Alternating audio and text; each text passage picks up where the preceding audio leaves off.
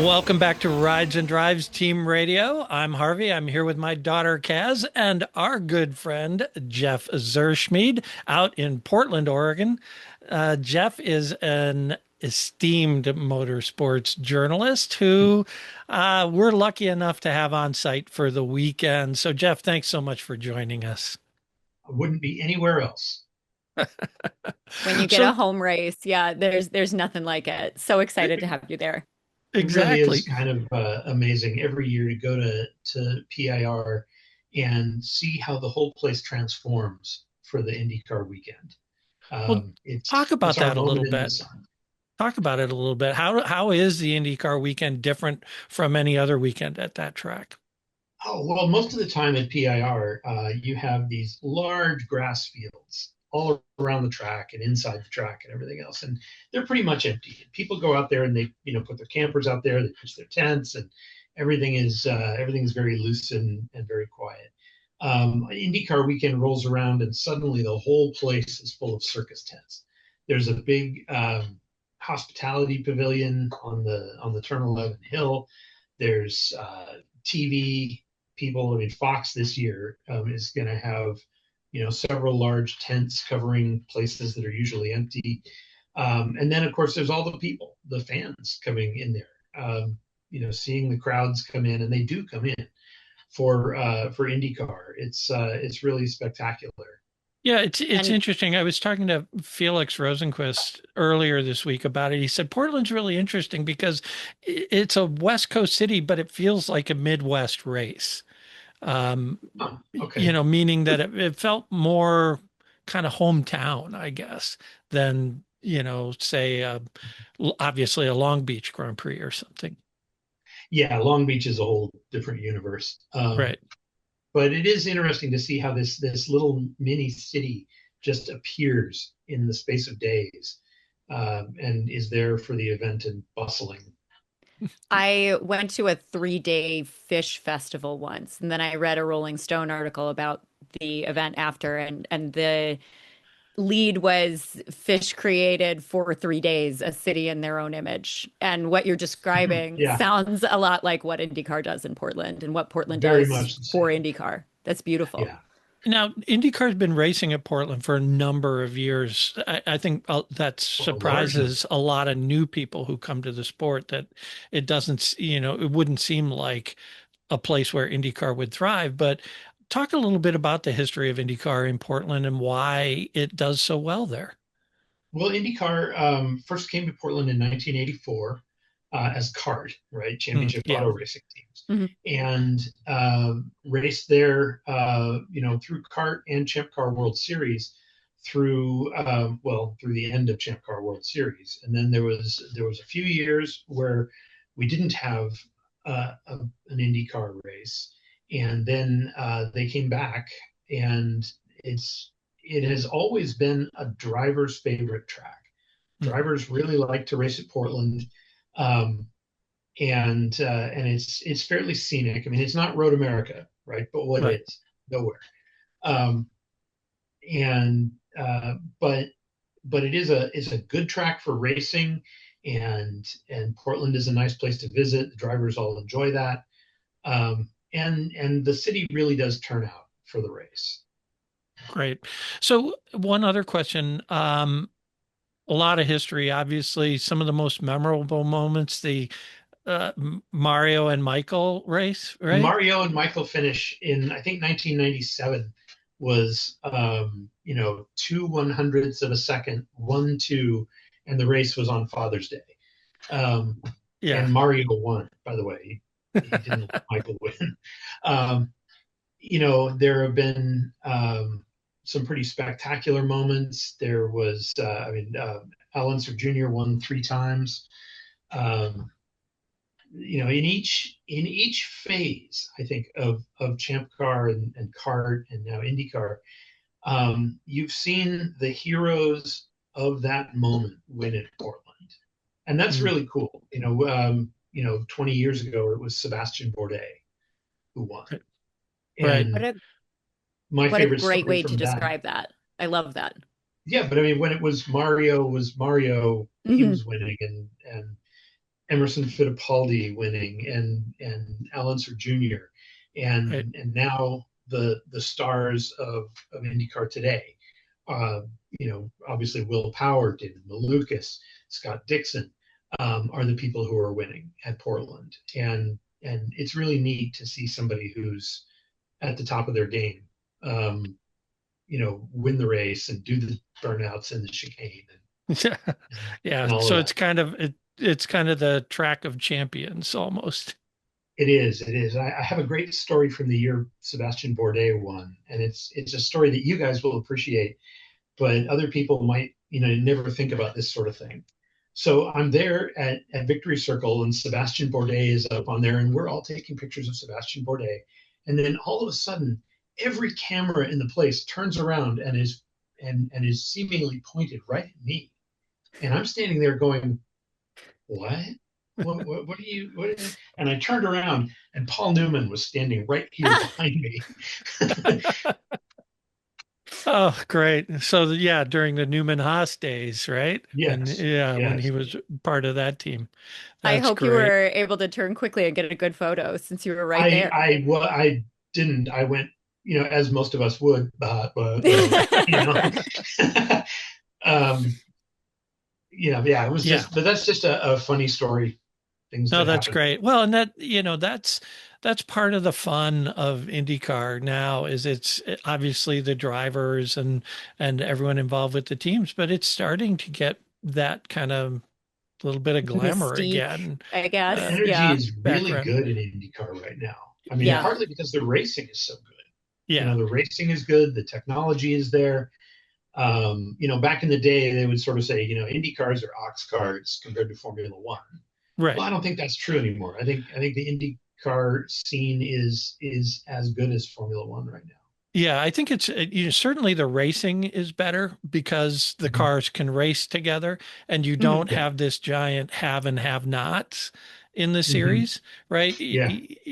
Everyone, because we're running one chassis, and there are only a few modifications you can make to it, Mhm. obviously the Penskes and Andretti's and those guys have an edge, but they don't have an edge that's going to put somebody 6 laps down by the end of a race Yeah. Right. anymore, The Right. right? gap from Ganassi to JHR is much, much smaller than the gap Agreed. from Mercedes to Cadillac.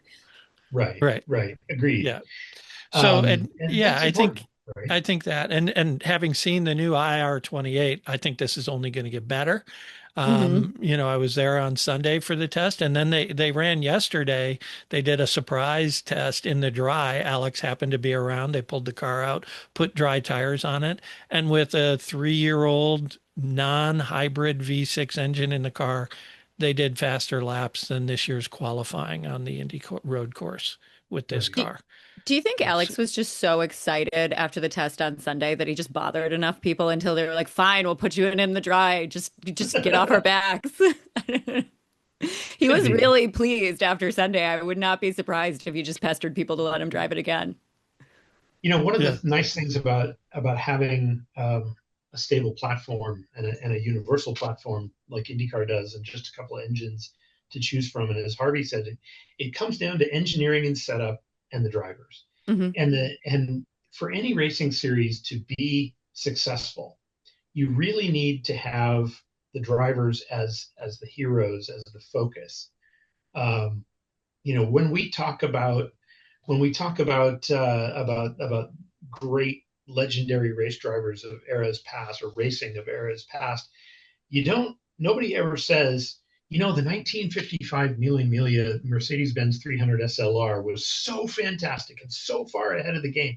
No, they talk about Sterling Moss, right. Hmm. right? There's Sterling Moss driving that car. We talk about Fangio. We talk about Nuvolari. We talk about Right. the people who were We talk about colorful Foyt, and we talk about Andretti. Yeah. Boyd Hmm. and Andretti and Yeah. all of that. And I think, when we talk about IndyCar going forward, we're going to be talking about Malukas. We're going to be talking about Palou. We're going to be talking about Will Power. Hmm. Right. All of these guys. And I can't tell you a single thing about the car that Sebastian Bourdais won in, but I can tell you that I was there when Sebastian Bourdais won the race. Sure, sure. Well, so we've talked a little bit about the experience there, but talk about the track itself and, give viewers, people who are going to view the race, a sense of where the action is on this track and what the challenges are for the drivers. Because you not only live Sure. there, you've driven hundreds, thousands of laps around Thousands this of track, laps. Yeah. right? Yeah. So Portland, the thing to know about Portland is that it's a fairly simple track. For all practical intents and purposes, it is as flat as a pool table. Hmm. There's maybe 3 feet of rise and fall through through an entire lap. Um, the the thing about it being not the most difficult track or technical track in the world is that you have to race the other drivers, because at the level of an IndyCar race, all of the drivers are really good, right? They've had to be winnowed down through many series, and they have to stay on top of their form to remain in IndyCar. So so these are all extremely talented drivers. You can't really make a lot of mistakes and still come back, and that's especially true at Portland. So that being said, Portland is kind of two long straights, and each straight is separated by a highly technical section. You start off on the front straight. You have a nice straight shot run up to the green flag, and the green flag is very strategically, start finish is very strategically positioned, so that you have about 2/3 of the straightaway to get up a good head of steam, and then a fairly short braking zone into the slowest corner of the track. Yeah. And that's turn one, which is a 90-degree right, and it's a 90-degree right onto a pavement change, because you have asphalt on the front straight and you're going onto concrete. Okay. Different surfaces, different traction gradients on those. Just right at the apex, you're having to change track surface, and then you have an extremely short shoot, maybe 40 or 50 yards, to an acute left, and there's like a really gentle curve on the inside of that. And that really gentle curve means you can launch over it. I mean, if an IndyCar hits it, they will get air and potentially flip. What they used to, they haven't done that in years. I think they've engineered that out of the cars. But one of the most popular photos in Portland is to stand as where you're looking direct onto the car and get that moment when the two wheels are off as you clip that apex. Oof. And then you've got a wide track out to a very gentle turn three back onto the main straight. And again, you've got this short acceleration zone, and then you have this big double apex U-turn. That's turns 4 and 5. And 4 is real nice and even radius, smooth radius, and then 5 kind of turns down. So there's a number of ways you can drive that. You can drive sort of more outside. You're not really punished for not hitting that apex on the inside very much. And you can carry a lot of speed through there, but you're going to have to make that turn down at turn 5 and get pointed down to another short shoot to turn 6, which is a big sweeping left. Just really, sometimes when you're in the middle of 6, it feels like it's never going to end. And then comes a really interesting place on the track, because they repaved the track, gosh, closer to 20 years ago now. To me, it seems like yesterday, but they changed the way the whole track goes between turn 6 and turn 7. And what they did was they just made it super wide. I mean, it's absurd. It's like you're out there in the middle of a parking lot. So you can drive through turn 6, and since you're coming in from the left, you can just hug the left, hug the left, hug the left. And then that's really good for guarding an apex, because you can dive right down to it, or you can angle into it. There's a whole lot of stuff you can do in that area. So look for a lot of over and under passes. And for those who don't know what an over and under is, it's I get by you on the entry, and then you go under me on the exit and get back ahead. Yep.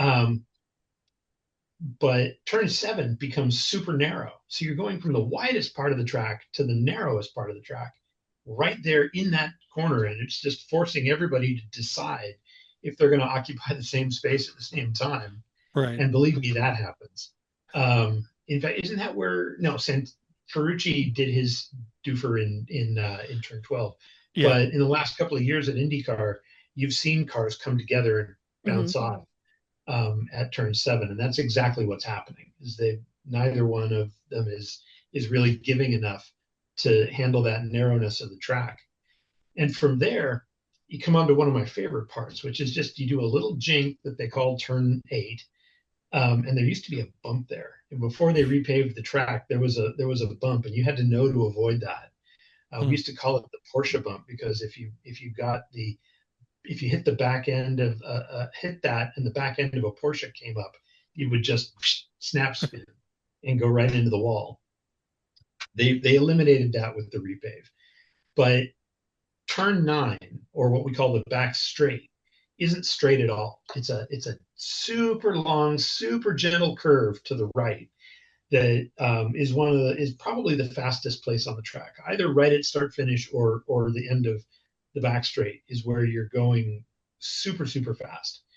And that makes what comes next all the more exciting. And that is really where you're going to see races won and lost. And that is where Will Power last year put on a masterclass in car control. So you come down the back straight, and then you have about a 30-degree left. It's flat, it's left, it's easy.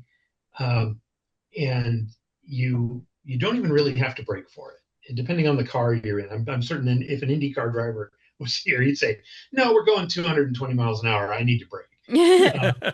But it's super fast. But then you have a transition to a much tighter right-hand turn 11, and so your problem there is carrying speed, and then also can your car handle that transition? Right.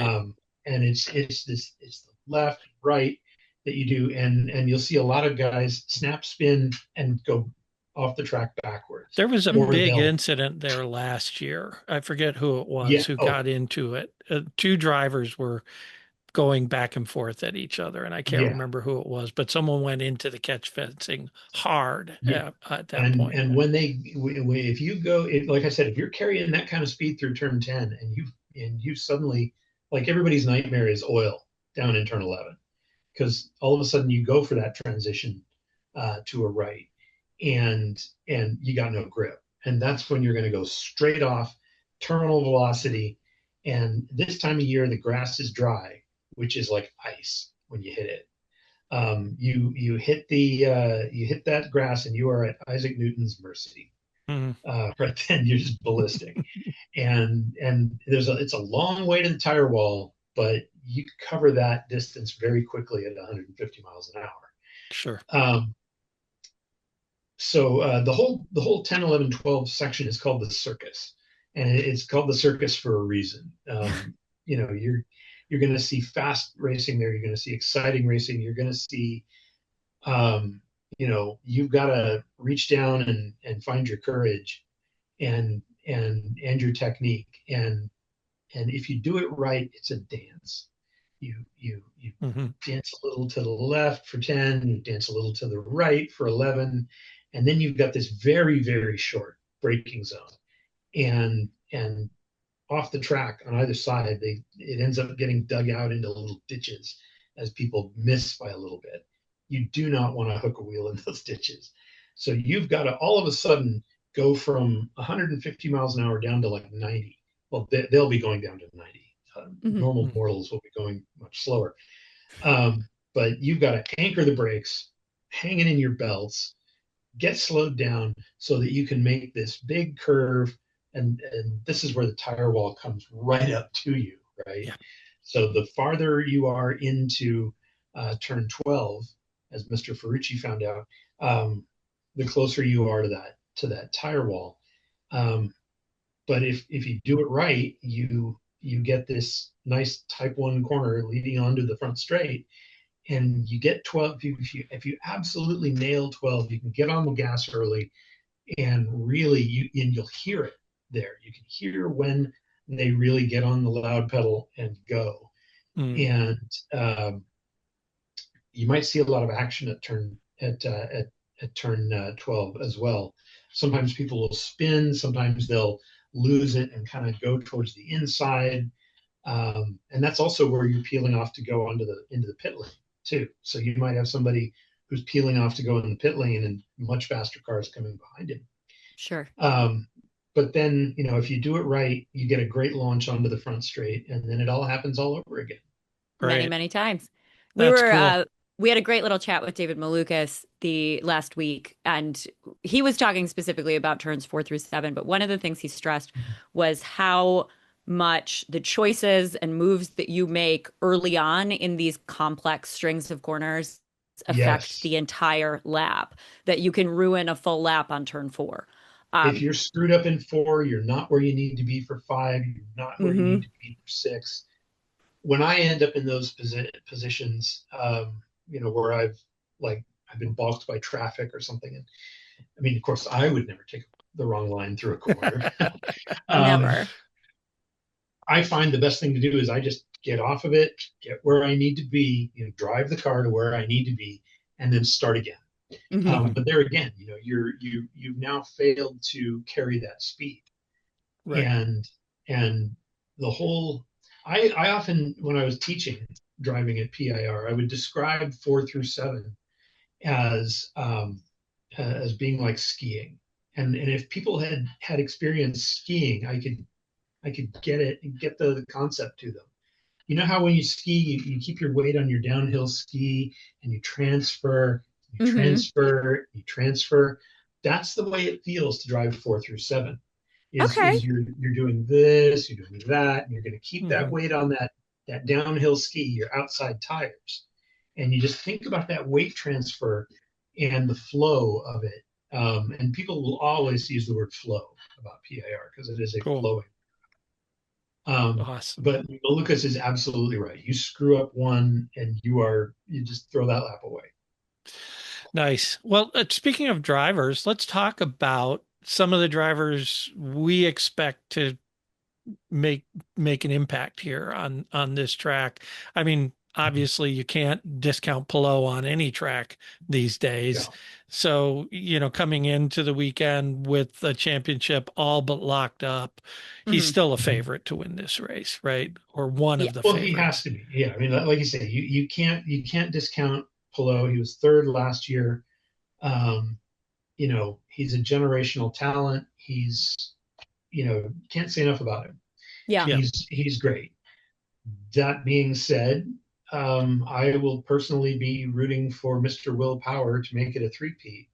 If only because he's old, and as an old guy myself, I want to support the old guy. Yeah, plus it would be a great story to have him finally get a win at Andretti. Right. He's been, I know after the first couple races of the season, I talked to him and he was like, I just, we still have a long way to go, but I know it's there. And then you see him make progress and then a step back and make progress. So and because this is traditionally such a great track for him, I could certainly see them putting it together for this one.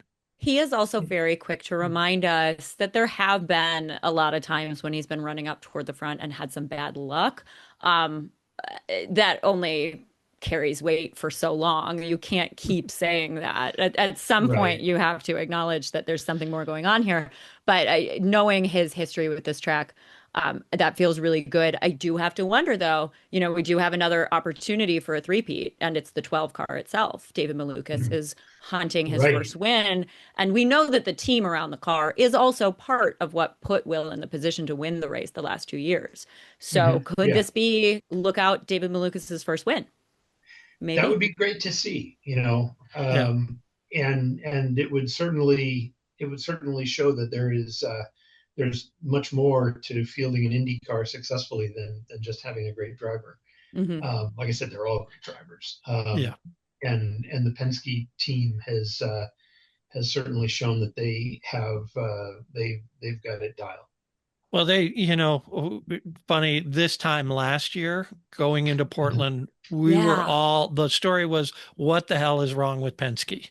And now, Mhm. this year they've got what? Their drivers are two, four, and they're three drivers in the top 10 in Yeah. the Right. championship now. So, And the driver, one of them is significantly injured and right. still capable of winning races.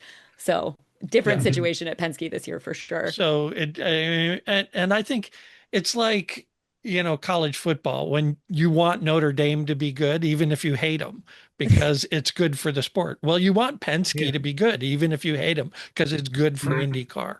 So People It who is. hate Penske must have so much fun rooting against them. And it's only fun when they're bad for a season. It's not fun when they're bad forever. I'm a Penske fan, so I'm always excited to see them win. But I can imagine a pure Ganassi fan sitting there hating Penske missed their villain last year. Yeah. Yeah. yeah, Well, it would be great, like I said, to see Malukas win in the 12 car. Um, but like I said, as we say, one of the great things about IndyCar is that so many people could win, right? We Yeah. yeah. could see I mean, we Rosenqvist, Christian Lundgaard up there. Yep. Yeah, Lundgaard's had a great season. Obviously he's been strong on the last two road courses. What did He I was strong see? at Barber too. Right, He's been strong his on road courses average, all season. I think his average finish on road courses this year is 1.5. That's Yeah, ridiculous. right. So So, That's a so ridiculous statistic. So you can't count him out. And Pato, of course, McLaren our seems reward to could be have there. Yeah. found something. They had a decent performance at Mid Ohio, so I don't think you can count him out. And then I I've just got my want to see Santino redeem himself. Sure. I've got my little eye on Sure. Marcus Armstrong for this one. Mhm. He's come close on a couple of road courses. Road America was such a bummer for him. And we talk so much about when is David Malukas going to get his first win. But I think that story exists for Marcus Armstrong as well, Mhm. especially after Meyer Shank just gave him so much money. It feels like it's time for him to put up a race win. Could be Yeah. Mhm. here. Yeah, and he's moving into the number one seat in that team next year. So he's got to prove himself, right? As a team leader. So And that'll be interesting. as long as we're talking about that car, I think that it's really important that we all take a moment to acknowledge that Felix Rosenqvist this race will be driving the Sirius XM Grateful Dead car. So excited. Yes. It's Yes. beautiful. It's beautiful. Yeah. Yeah. It is probably one of the best liveried. It's certainly the best one of that series of their, way better than any of the other Mhm. XM, partnership cars. So And I think I they've love it. all been good. This one is just incredibly stunning to look at. So I guess if I'm choosing who I'm rooting for in this race, kind of want it to be Felix just so that I can see that car more. If he's winning the Yeah. race and running up front a lot, we're going to see a lot of footage of that beautiful car. Yeah, I think the other thing that we get to start talking about now, winding down toward the end of the season, since we're into 6 races in 5 weeks. That's Crazy. that's Yeah. crazy. But Rookie of the Year race Yeah. is on right now. There are 25 points that separate Hauger, Collette, and Schumacher. So, who's going to be that rookie of the year? Mick has come on of late. It's nice to see his finish at Nashville as high as it was. So, What's intriguing to me about this is that Mick has looked at his best. The moments that we've seen Mick look like he's really figuring something out have almost exclusively been on ovals. Which is not at all what I would have expected from this guy coming over from Formula One. And we have two great short oval races coming up. I know we're here to talk about Portland, but Mhm. as long as we're talking about Rookie of the Year, I'm going to keep my eye on him in Milwaukee. I would have said that this race was a Hauger Collette toss up before Nashville, but watching Mick be able to find that I'm pretty excited to see us hopefully come down to the last race of the season with potential for any of them to take it home. Mhm. Yeah. Yeah. Yeah. So, yeah, we've got a lot of great stories this weekend in Portland. I am so happy to have your insights, Mhm. Jeff, leading into it, and we'll be talking to you with you after qualifying, and Mhm. hopefully after the race, and kind of get your insights there on the ground as well, because I know it makes a difference when you're there in person. So, Absolutely. And, we'll take some notes about, key moments in the race and where they happened, and how they happened, and what they tell us about the drivers and what's going on. yeah, and you're going to be hopefully able to capture a little bit of some short interviews or social media stuff for us. So everyone Yeah. should look at our channels, Harvey_drives at Fast Car Kaz, Rides and Drives Team Radio on some platforms. And Jeff, where can they find you on Instagram or things, any of that place? I'm old. I'll be there with you guys. I'll be feeding you social on the standard rides and drives channels. And Okay. speaking of all that, I have a Zoom interview tomorrow this time with Will Power, Oh, and I'm great. going to talk to him about how he feels going in. Does he think that the Andretti team has the was he be able to bring his secret journal Sure. to Andretti to get them where they need to be to win this race? Great. So Um, as soon as we can get the from the video from that, we'll post that on our Rides and Drives channels as well. Yeah, I So can't wait to hear what Will has to say. That's fantastic. exciting. All right. Well, I think we've talked enough today about the race. We I got a lot guess. more to cover. I mean, we could sit here and talk for hours, but we have work to do. So Now all that's left is to actually go out there and run the race. that's Mm, it. So practices start Friday afternoon, qualifying Saturday, race on Sunday. Is that 12 o'clock local start time? Um, I I don't know. I'd forgot. have to I'd have to look, but it's about that. It's typically 12 or 1 that they kick the Yeah. race off. But Um, yeah. So I'm going to everyone, bring my helmet and my suit just in case one of these guys, has an unfortunate spill in the men's room and they need a replacement driver all of a sudden.